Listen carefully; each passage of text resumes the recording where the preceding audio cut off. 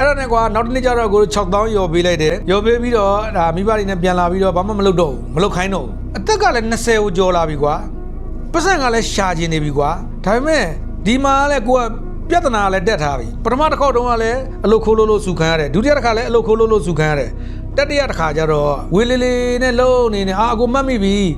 1996ခုနှစ်အကိုရဲ့ညီဝမ်းခွဲလေးတယောက်ရဲ့10တန်းနှစ်အဲ့နဲ့အကိုကအဲ့ဒီကိုသွားရောတော်လည်းတော့အဲ့ဒီညီလေးကစာဖတ်နေတာအခုအဲ့ဒီညီလေးကအခုဘန်ကောက်မှာရှိတယ်သူကစာဖတ်နေတာဘိုင်အိုတွေပေါ့ဖတ်နေတဲ့ချိန်မှာအကိုကသွားတော့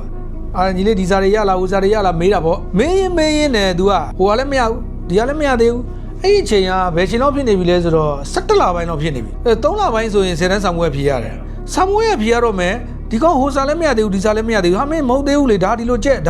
ဆိုပြီးတော့သူ့ကိုကပြပေးတာပေါ့အတော်လုံးတဲ့လူကဒါအဖေရဲ့ညီမအရင်ခောက်အဲ့ဒီမှာပေါ့နော်ငယ်လေးကိုဒီညီလေးကိုဒီလိုထားလို့မရဘူးကျွန်တော်10တန်းဆောင်ဝဲနီးနေပြီကျွန်တော်လည်းအားနေတာကျွန်တော်စာလာတင်ပေးမယ်ကိုကအလုံးမရှိဘူးလေအားနေမနေတော့ဘူးအဲ့ဒါဆာလာတင်ပေးမယ်ဆိုတော့အေးကောင်းတယ်လေတူရတဲ့ငါတူတဲ့တင်ပေါ်ဟိုညီလေးကိုလည်းမေးချင်ညီလေးကလည်းအကိုကြီးတင်မယ်ဆိုလည်းရတယ်ဆိုတာနဲ့အဲ့ဒါနဲ့အကိုကသူ့ကိုစာတင်ဖို့ဖြစ်လာတော့သူနဲ့အတူတူနောက်ဒီဇာမြတ်ဆိုတဲ့ညီမလေးတယောက်ဝမ်းခွဲလေးပဲဒါအဲ့နဲ့နောက်ထပ်နဲ့အကိုတို့အဲ့ဒီနှစ်တုန်းက69ခုနှစ်မှာ6ယောက်ထင်တယ်6ယောက်ရတယ်6ယောက် free or charge ဘာအကိုကအားနေလို့ဆိုတော့မိုးလင်းမိုးချုပ်အကိုစာတင်တာအဲ့တော့မှငါစာတင်တာတော့ဝါသနာပါနေတာလားဆိုတာကိုအဖြေထွက်တာပေါ့နော်အစိုးရကအဲ့လောက်ကြီးလည်းမဟုတ်ဘူးဒါပေမဲ့သူတို့တင်နေကိုကအားတွေပါအခုတော့ကို10တန်းတော့ဟလာမလုပ်ခဲ့တဲ့နီးတွေကိုပြန်လုပ်ပေးဆိုပြီးတော့သူတို့အဲ့မှာအပိုင်းတွေခွဲပြီးတော့အဲ့ဒီဆမ်မွဲမဖြေခင်အထီရောဖြေတဲ့အထီရောတောက်လျှောက်အကို try တာအဲ့ဒီ3လလောက်အတော်တွင်းကိုအကြီးကျယ် try မိတင်လိုက်တာအဲ့ဒီ6ယောက်စလုံးအောင်တယ်ဆိုတော့အဲ့ဒီမှာနာမည်ကြီးသွားတယ်ဟာဒီဆရာလေးပေါ့အဲ့တော့ဆရာလေးလို့ခေါ်တာအရေးကြီးရတယ်ဘယ်နဲ့ဆရာလေးဆိုတော့မသိရင်တီလိုက်ရှင်လို့ဖြစ်ဟာဆရာလေးဟာဆိုတော့နွေရာသီအတွက်ကိုနောက်နှစ်နွေရာသီအတွက်ကိုကျူရှင်နေလာအကြဟာမဟုတ်ဘူးကျွန်တော်ကဒီလိုတင်စားတဲ့ professional မဟုတ်ဘူးဘာသာစုံတယောက်တည်းတင်နေရလေနောက်နှစ်နွေရာသီအတွက်ကိုအခုဒါနောက်ထပ်အဲ့ဒီဟို junior နောက်ထပ်ညီမလေးတွေကလည်း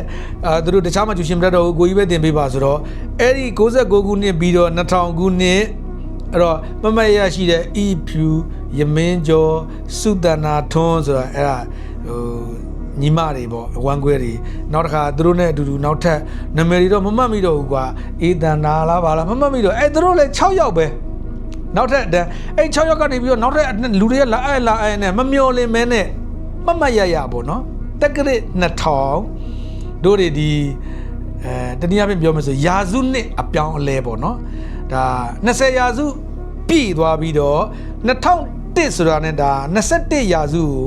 ခြေလှမ်းလိုက်တဲ့အချိန်မှာအကိုကကျူရှင်ဆရာဖြစ်သွားတာ10တန်းကျူရှင်ဆရာဆိုတော့အဲ့ဒီနွေရာသီမှာ10တန်းကျူရှင်ကြီးကိုပွင့်ပြီးတော့ဘာသာစုံကိုတယောက်တည်းတင်တယ်နောက်တော့မှတစ်ခါနောက်ထပ်ဒီ guide လုပ်တဲ့လူတွေကိုထပ်ငှားတယ်အဲ့မှာကျူရှင်အကြီးကျယ်ပေးတာအဲ့တော့မမရအဲ့တုန်းကကျောင်းသားတယောက်ကို6000နဲ့ကျောင်းသား10ယောက်ကို6000ပေါ့နော်ဆိုတော့အဲ့ဒီခေတ်ကအဲ့ဒီပတ်စံဆိုတာအတော်ဝင်ငွေဖြောင်းတာပြောမယ်ဆိုရင်အဲ့ဒီအချိန်မှာ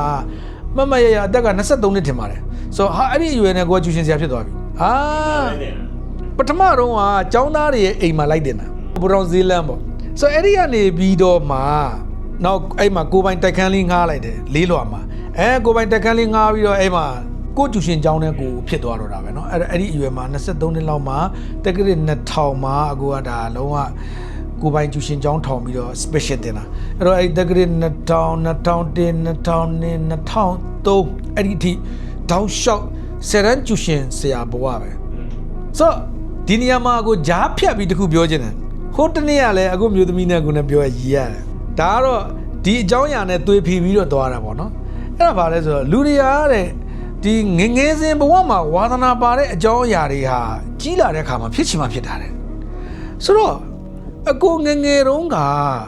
ဘောလုံးရမ်းကန်တာဘောလုံးကန်ဆိုဘောလုံးမြင်ရင်ကိုအဲ့ဘောလုံးရဲ့အနံ့ကိုကြိုက်တာအမှဖယဲသည်တို့ချင်းကြားတို့အိမ်မှာဘောလုံးတွေအများကြီးပဲအိမ်တိတ်လုံးမှာလည်းကန်လိုက်တဲ့ဘောလုံးတိုင်းဟိုငငယ်မမရဆိုတခါကန်လိုက်တာကိုဖျားမှန်ချောင်းဆောင်သွားထိလို့တော့ကွဲသွားသေးတာဆိုတော့အမေကဘယ်လိုထင်လဲဆိုတော့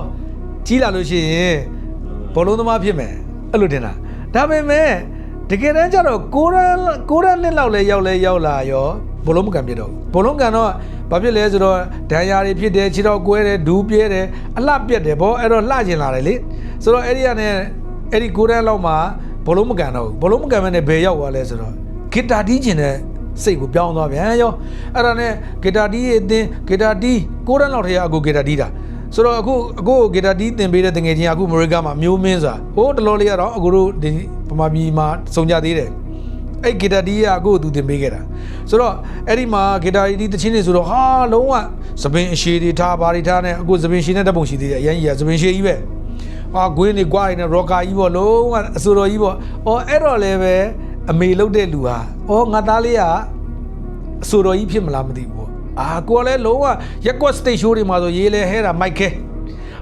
လုံးဝမိုက်ခဲလုံးဝဆိုတော်ကြီးပဲအဲ့တော့အခုလည်းပဲဒီဆိုတော့ဒီတချင်းဆိုတဲ့ဝါသနာကတော့ရှိတော့မဲပေါ့နော်ဒါမိုးရပါတချင်းတန်ကြားရင်ကိုမနေနိုင်ဘူးဆိုတော့အဲ့လိုနဲ့ပဲအကိုတို့ခုနပြောတဲ့ဒီပတ်စံရှာတဲ့အရွယ်ကိုရောက်လာတော့ခုနတချင်းဆိုတဲ့အလုပ်ကိုလည်းမလုပ်ချင်တော့ပြန်ဘူးအဲ့အချိန်မှာခုနဒါ10တန်းကျူရှင်တင်တဲ့ဘဝကိုရောက်လာတော့အချိန်မှာကိုယ်စိတ်ထဲမှာထင်လိုက်တာငါဟာ10တန်းကျူရှင်ဆရာနဲ့တော့အကျိုးပေးတယ်အဲ့ဒီအချိန်မှာအမေကလည်းငါသားလေးကဘောလုံးသမားလည်းမဖြစ်ဘူးအဆိုတော်လည်းမဟုတ်ဘူးဒါဆိုတော့ကျူရှင်ဆရာတည်ကြသွားပြီဆိုတော့အဲ့ဒီအချိန်မှာကိုကလေကရုံအင်ဂျီနဲ့ပစိုးနဲ့လုံးဝဆရာပဲဟုတ်ဆိုအဲ့ဒီတော့ကအသက်ကိုပိုကြီးအောင်လုပ်ရတယ်အဲ့တော့အခုဟိုတနေ့က comment မှာရည်နေရတယ်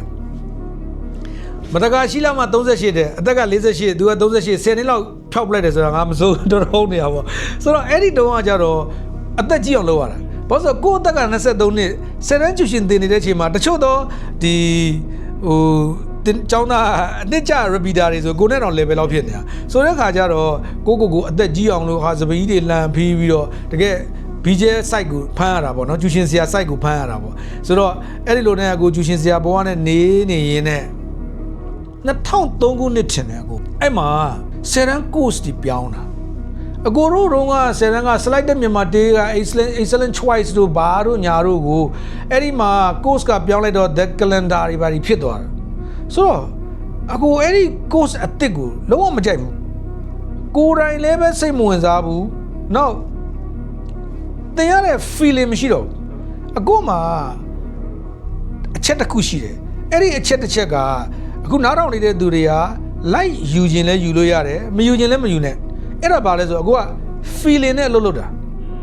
အကို feeling မလာရင်လုံးမလို့အခုအကိုတို့ topic ရိုက်တဲ့စကားပြောတဲ့ video ပြောရဲဆိုတော့အဲ့ဒါ feeling နဲ့လှုပ်တာဒီလို့ကိုလှုပ်ချင်လို့ကိုလှုပ်တာမလှုပ်ချင်အကိုလုံးဝမလှုပ်ဘူးဆိုတော့အဲ့ဒီအချိန်မှာဘာဖြစ်လဲဆိုတော့အဲ့ဒီ2003ခုနှစ်10တန်း course တွေပြောင်းလိုက်တဲ့အချိန်မှာအကိုက